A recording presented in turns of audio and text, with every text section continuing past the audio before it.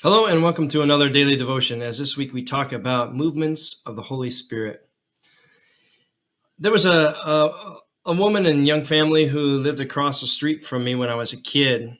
Used to go through the hedgerow and over to the house to play with the boys and their daughter, who were all a few years older than me, the Meliches.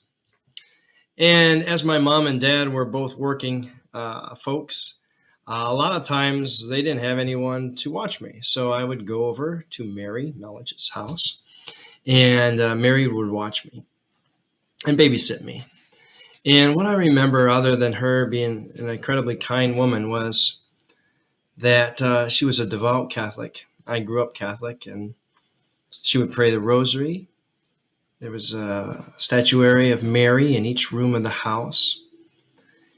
And it was Mrs. Melich that taught me how vital she treated prayer with this beautiful daily, as if she was a baker baking a best wedding cake for someone. If she was delivering the most important package she could deliver every day, and the way she spoke, the way she would pray and teach me how to pray was special. And to be connected with the Holy Spirit, if you read the book Luke Acts, which were at one time one book together, you see mentioned in tandem again and again God's Holy Spirit with prayer.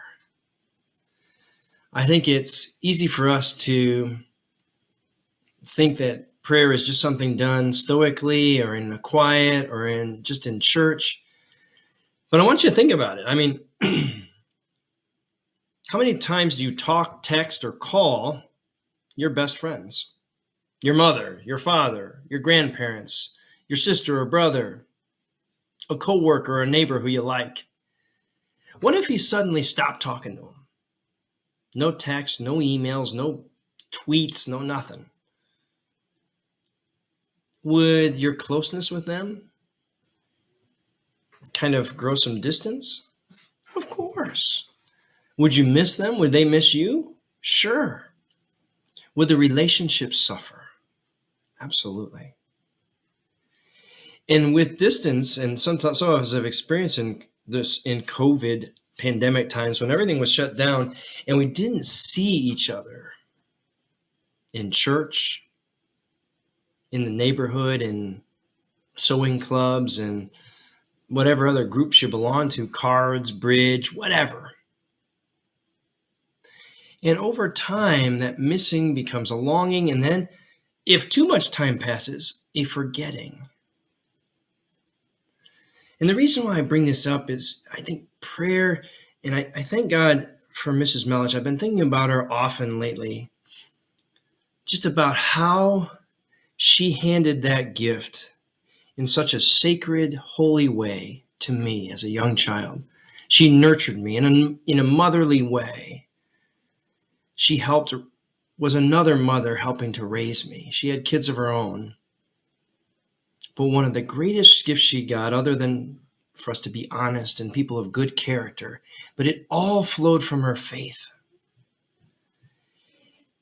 And the Holy Spirit works like that through people who mentor us and shape us, whether it's as we celebrate Mother's Day and your mother did that, or a grandmother, or a father, or a coach, or a teacher. Somebody who kind of took you under your wing and say, I see you. And this is some of the keys to a beautiful and healthy life. Body, mind, and spirit.